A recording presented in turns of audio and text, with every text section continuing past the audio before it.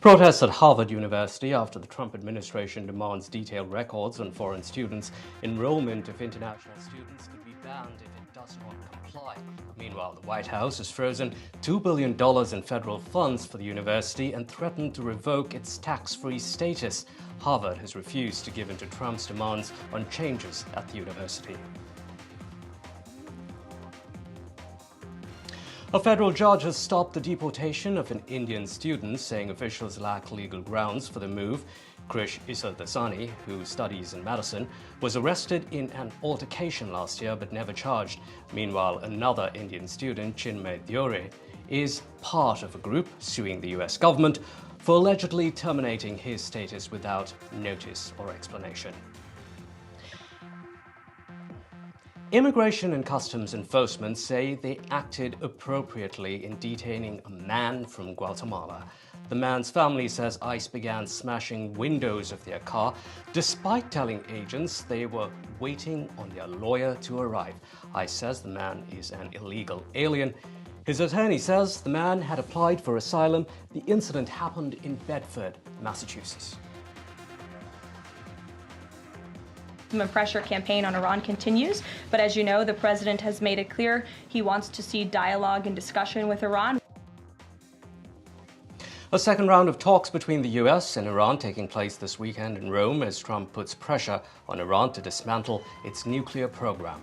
Meanwhile, threats of negotiations breaking down elsewhere. US Secretary of State Marco Rubio saying he's threatened to walk away from the Russia-Ukraine peace talks if no progress is made. I'm not happy with him. I let him know it, and if I want him out, he'll be out of there real fast, believe me. President Trump lashing out at Federal Reserve Chairman Jerome Powell, saying he could be terminated. Trump's remarks coming after Powell said tariffs could inflict lasting economic damage. Trump wants Powell to cut interest rates, but Powell says the Fed is politically independent.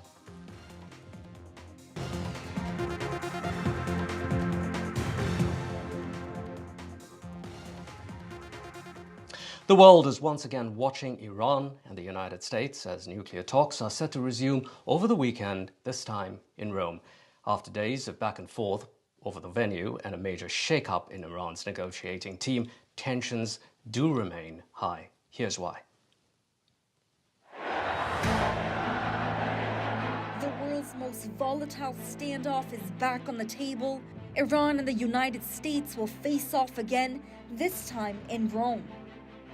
I think that Iran has a chance to have a great country and to live happily without death, and I'd like to see that. That's my first option. خیلی خوشبینیم نه خیلی بدبینیم. به طرف مقابل البته خیلی بدبینیم، طرف مقابل رو قبول نداریم، میشناسیم طرف مقابل. اما به توانایی خودمون. After days of diplomatic whiplash, from naming Rome to pivoting to Oman, Iran has locked in Rome as the site of the next nuclear talks. Oman will once again mediate. And while the venue was still being debated, Iran's president accepted the resignation of Mohammad Javad Zarif, architect of the 2015 nuclear deal, now criticized by headliners for giving too much away. His likely replacement, Mohsen Ismaili, a legal scholar and moderate, now steps in as vice president for strategic affairs and could lead Iran's negotiation team. UN nuclear watchdog chief Rafael Grossi has arrived in Tehran, aiming to restore inspector access and pull both sides back from the brink. Since the US pulled out in 2018, Iran has ramped up enrichment to 60%, dangerously close to weapons-grade 90%. The deal that was made with Obama, and that deal would have expired already. It was a terrible deal. It would have expired. This round of talks doesn't happen in a vacuum. The Israeli-Gaza war rages on. U.S. airstrikes pound Iranian-backed rebels in Yemen, and now a powerful new signal from the Gulf. In a rare move, Saudi Arabia's defense minister visited Tehran, the highest-ranking royal to step foot on Iranian soil since the 1979 revolution. He's met with the Iranian president and supreme leader Khamenei, who declared that it's better for regional brothers to cooperate than rely on outsiders. As Tehran hosts U.S. negotiators, a UN chief, and a Saudi defense minister, the moment is historic. But the outcomes are far from certain. The pieces are on the table, the enrichment continues, the threats are real, and the time to decide is running out. Will this be diplomacy's last stand or the beginning of something far more dangerous? With Ridha Makedia, Bureau Report, NDTV World. A dramatic showdown between President Trump and one of the most prestigious universities in the United States, Harvard University. The White House has withheld funding worth $2.3 billion from the school. It has threatened to revoke Harvard's tax-exempt status, and now it's demanding records of international students involved in what it calls illegal activities. If it doesn't comply, Harvard could face a ban on enrolling foreign students. Now, the face-off comes as Harvard refused to accept a list of demands from the Trump administration regarding leadership, hiring, dismantling its diversity policies in a bid to fight anti-Semitism. I think Harvard's a disgrace. I think what they did was a disgrace. They're obviously anti-Semitic, and all of a sudden they're starting to behave. But when you see what they were saying, what they were doing, when you see the way they took care of events, when you watch that woman, that horrendous president that ruined the image of Harvard, maybe permanently, in Congress, in the halls of Congress, when you take a look at what happened there, it was horrific. In other news now, a startling 1,000 foreign students in the US have had their visas cancelled since March. That's according to data compiled by the Associated Press, which examined various university documents and court records. Meanwhile, a huge reprieve for an Indian student in Madison. A federal judge has stopped Krish Isardasani from being deported, saying officials lacked legal grounds to have him removed. Isardasani was arrested in an altercation last year, but was never charged. In other developments, foreign students have begun suing the Trump administration for revoking their visas. One of them, Indian student Chinmay Dure from Detroit, who has filed a lawsuit. His lawyer says Dure has no criminal record or charges against him. And in yet another lawsuit, a graduate student from the Ohio State University has also taken legal action. His lawyer, Rafael Urena, now joins us to talk about that case. Rafael, thanks very much for joining us here on Washington Watch. Rafael, can you explain what exactly happened with your client, Awar Sultan, who is a teaching assistant at Ohio State University? About 2 weeks ago, Mr. Sultan received an email from Ohio State University informing him that his Civis portal was deleted and that the Ohio State University had received an email from the government stating that his status and visa was revoked. And why do you think that happened? Well, this is a clear case of the United States government and President Trump weaponizing immigration enforcement to punish protected political expression. Mr. Sultan exercised a fundamental American constitutional right to protest and now faces the threat of deportation as a result. So he took part in a pro-Gaza protest, is that correct? Was he charged? What were the charges?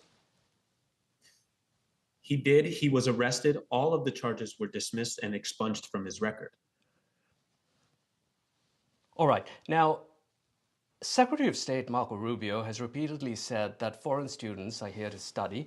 He says a visa is not a privilege and a right, not for foreign students like Sultan to take part in political movements. Isn't the US government allowed to decide whom it wants in the country and what these visitors should do while they're here? Well, it's within reason. Students here in the United States of America have a First Amendment protection to engage in political speech. It's part of the reason why we invite students from all around the world to come to the United States so they can engage in these discussions and engage in protests. It's fundamental to the experience that they're having here in the United States at our universities. Do you worry that today it's about Gaza, tomorrow it might be about something else? No, that's the whole reason for the First Amendment. So we can start, I misunderstood the question. Well, it is very much a concern that the government will start weaponizing all of this speech they find to be contrary to what they believe in. And we're going to be a more repressed society as a result. Rafael, now the Trump administration is implementing a 1952 immigration law. A person can be categorized as inadmissible if he or she will have adverse foreign policy consequences, so to speak. Is that what you think happened with Sultan? I think it's unclear what the government has used to effectuate the visa revocation. It's very clear that they have not provided notice as they should have, and the courts are agreeing with many students across the country that they did not effectuate the proper notice to the students to tell them exactly what's going on and give them an opportunity to respond. How worried should students like your client Sultan should really be if they've taken part in these pro-Gaza rallies previously? I think they should be concerned. The Trump administration is taking a heavy hand against them. I think they should seek representation and fight back in the courts, where many of them are winning. All right. Just want your quick reaction on this one. Now, the Associated Press, as you heard me say earlier, 1,000 international students at 160 U.S. colleges and universities have had their status revoked. Advocacy groups actually saying that that number could be 1,300. What are you hearing? Are you getting more calls? Are you seeing more clients on this front? Yes, I'm receiving calls every day, every hour from scared students around the country. And I expect when the government starts to use AI and starts to really investigate people who are protesting, that those numbers will only grow. Right. Just very quickly here, we do have time for one more question here. One Indian foreign student from the University of Wisconsin-Madison has got a reprieve this week. A judge said that he cannot be deported. He has never been charged with anything. We might see more decisions like this, but are you worried that the Trump administration may find other ways to still deport these students? I am worried about that. The government always evolves. The Trump administration always evolves their tactics to conform with barriers or perceived barriers in trying to effectuate their agenda. So I think more heavy-handedness is to come. Rafael Urena, thank you very much indeed for joining us here on Washington Thanks for having me. Watch. In other news now, Florida State University remains in shock after a shooting incident Thursday. The son of a police officer opened fire using his mother's former service weapon.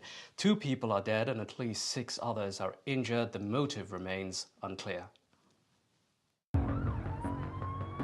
A sun-drenched Florida day disrupted by sounds of gunshots. People ducking, running for their lives, as the US was hit by another mass shooting incident.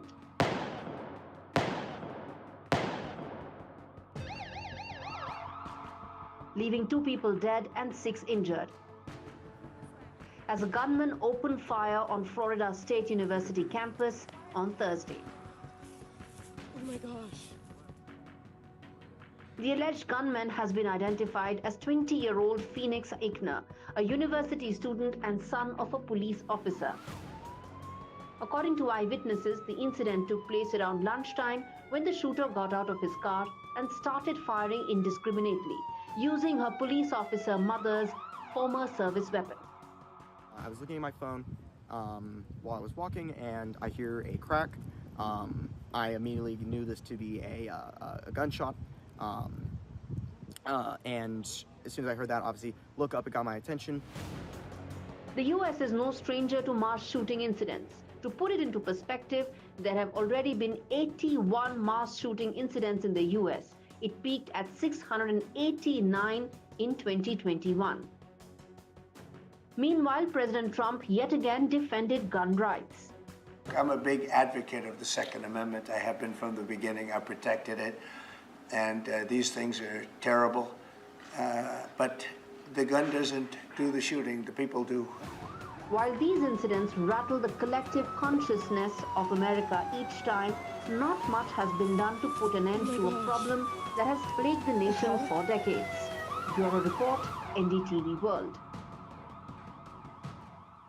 U.S. Secretary of State Marco Rubio says Washington will stop brokering a Ukraine peace truce within days unless there are clear signs that a deal can be done.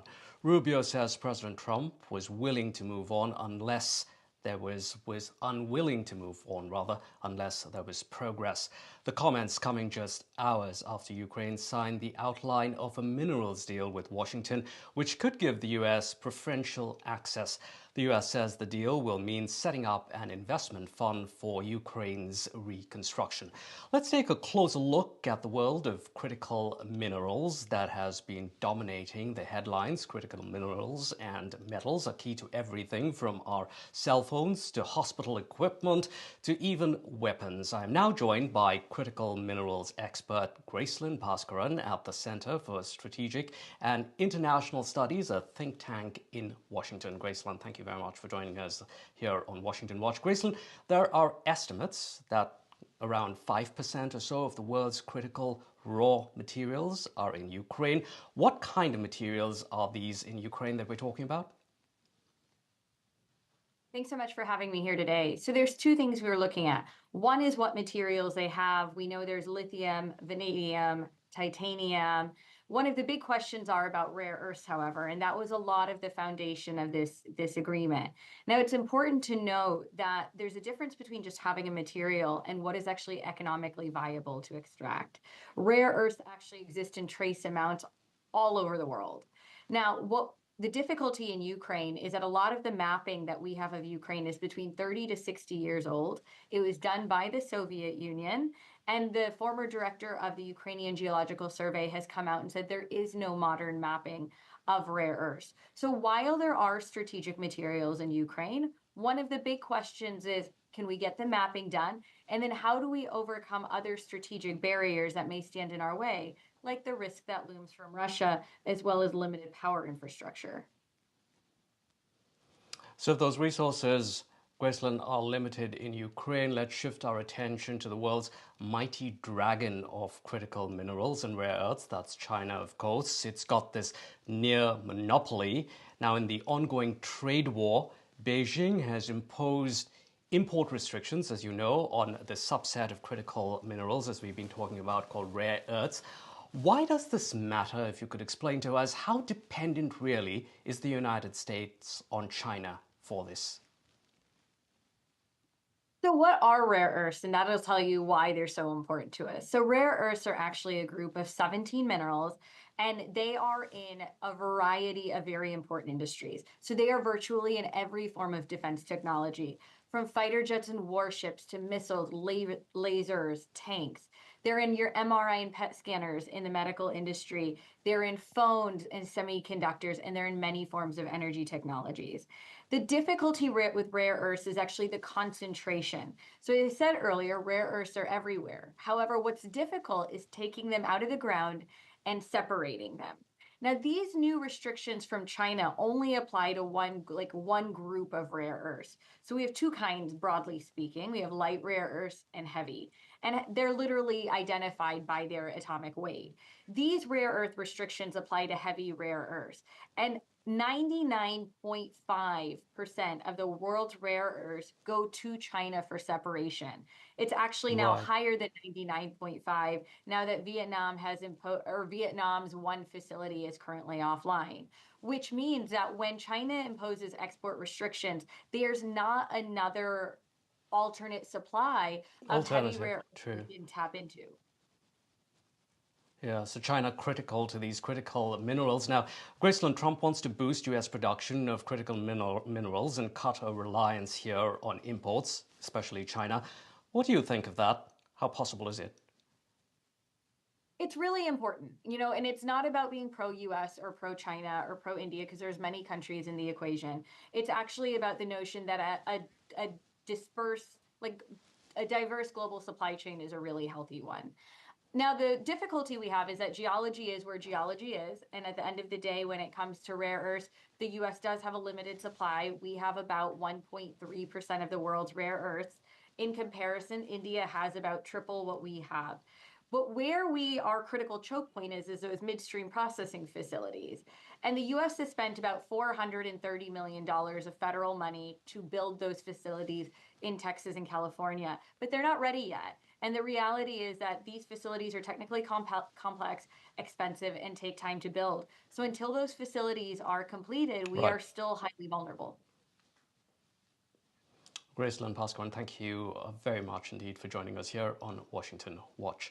In other news now, US Vice President J.D. Vance and his wife Usha, the Indian-American Second Lady, will pay a 4-day visit to India beginning April 21st.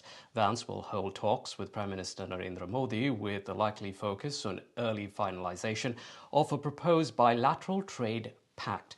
Vance is traveling to India amid the rising global concerns over President Donald Trump's tariffs. Both sides are likely to deliberate on firming up of a proposed trade deal that is aimed at addressing issues relating to levies, market access, and supply chains.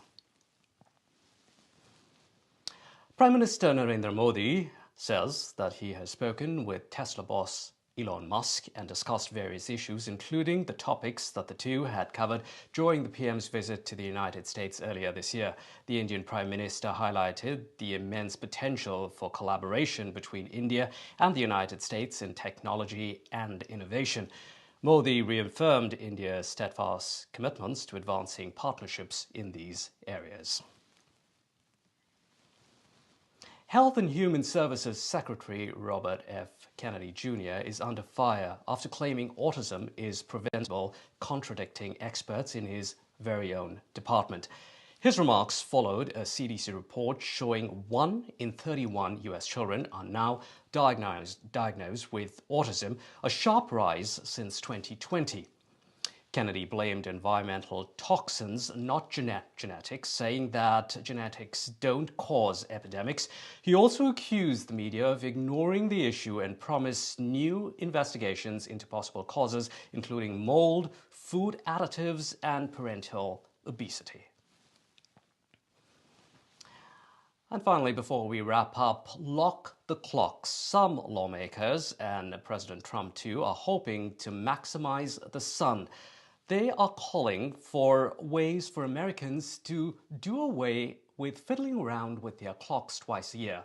Time for our story on time. Every year, on every second Sunday of March, clocks in the US spring forward by 1 hour. It's called daylight saving time. That means going around your house, adjusting the time on your watch, your microwave clock, the one on your oven as well. Fortunately, phones do it for you. I'm not in love with daylight saving. I think it definitely does throw people for a loop. Moving the clock forward means 1 less hour of sleep for man and beast alike. Shall we go? Let's go. Come on. Let's go. It does mess with the sleep schedule. Daylight savings, really challenging on the kids. So less sleep and potential for being late, to work the next day. So you'd rather have it stay the same so that you can sleep in?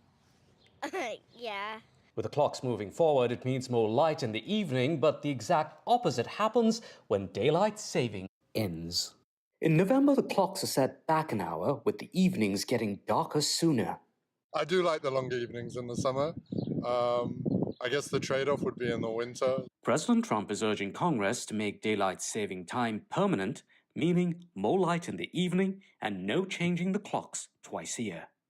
No, I don't think that's a good idea at all. I think that people should decide instead of just having it, do this, do that. There should be a referendum on daylight savings time. I don't know. Don't make it permanent, because otherwise in the winter and you end up with people going to school in the dark and going to work in the dark. I'm not terribly supportive of much that the administration does, but I think this may be a good idea. For me, I would like to get rid of it.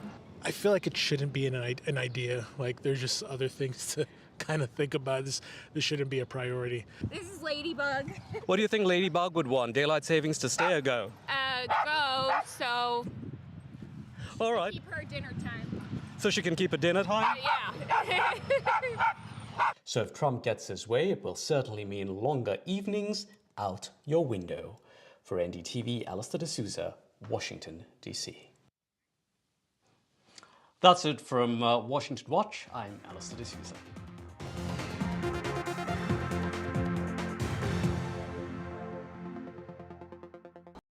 Get £8 off at selected restaurants on Just Eat. Use code APRIL8 now.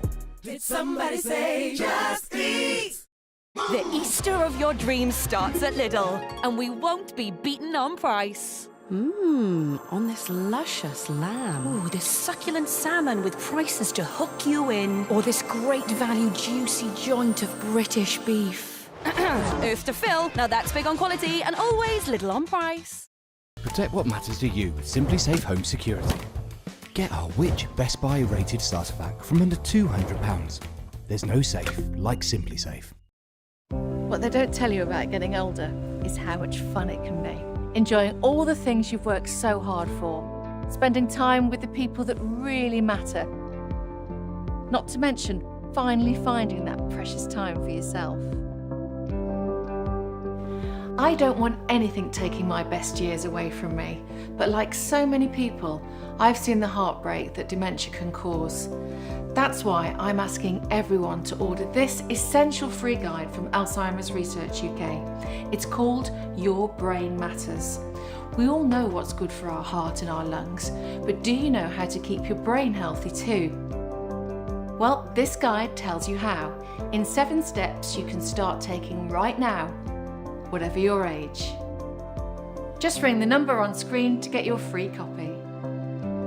Inside, you'll find facts and tips that can keep your brain healthy and help reduce your risk of developing dementia. It's advice you can really trust from leading dementia scientists. Read it, keep it, and check back whenever you need to. Order your free copy now. Call Alzheimer's Research UK on 0800 035 5984 or text BRAIN2 to 78866. Think of it as another way of planning for your best years, because your brain really matters. The Sharps half-price spring sale is now on. Get Sharps bespoke fitted furniture for every room, from bedrooms to home offices and living spaces. Many ranges are now half price, including our best-selling Shaker range.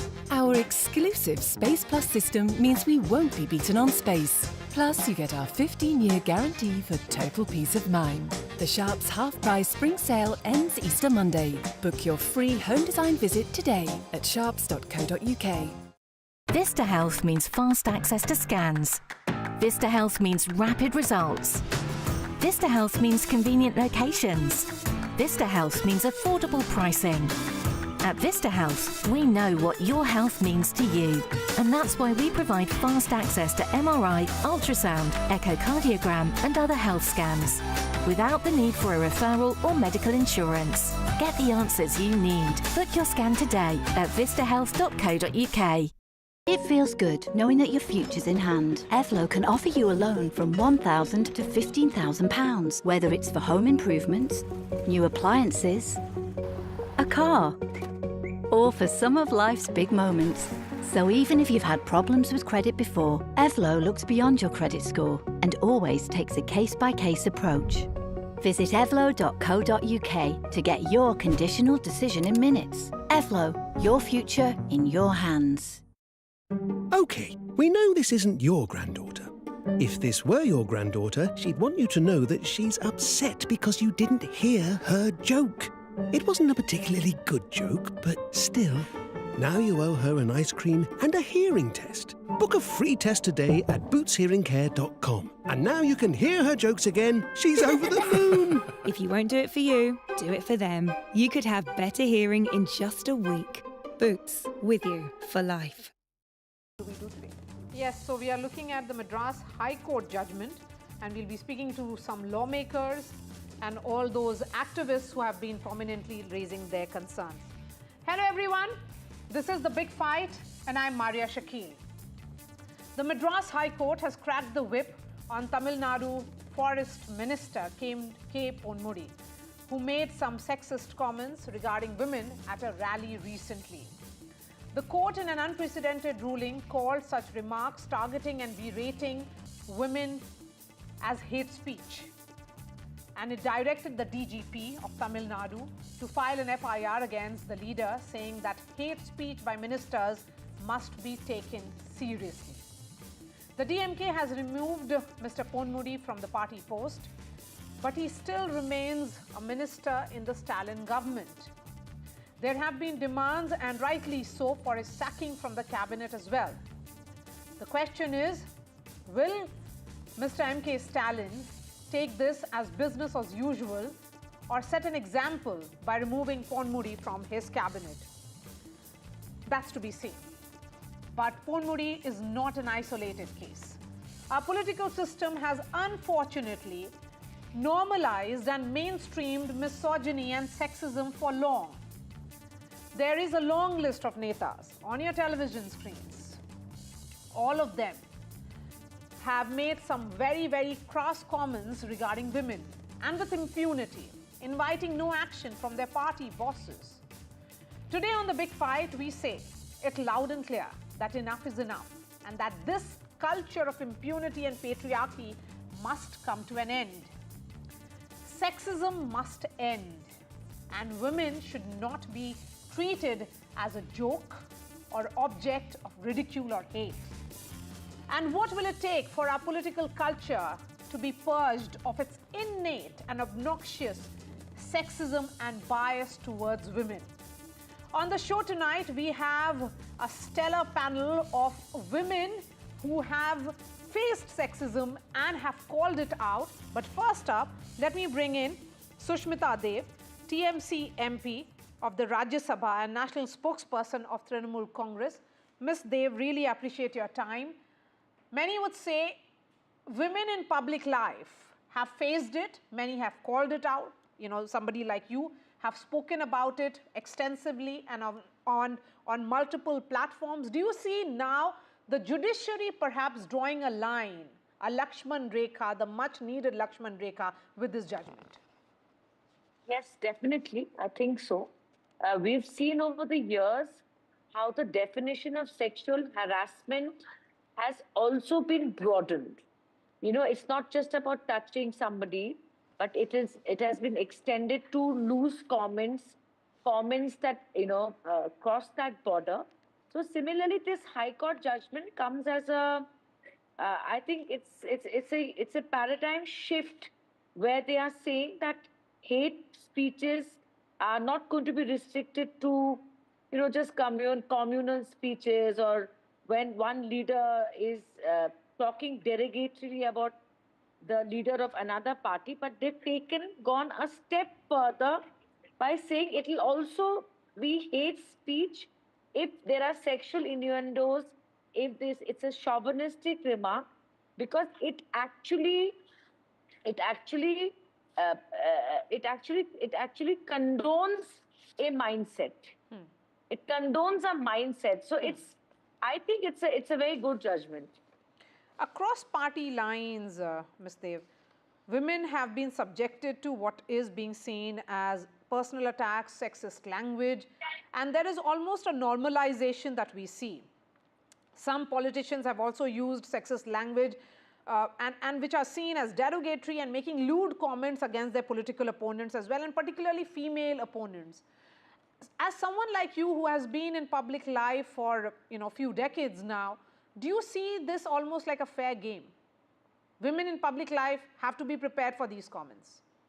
You see, what you said is extremely important, Maria. It's how it happens and it tends to be normalized.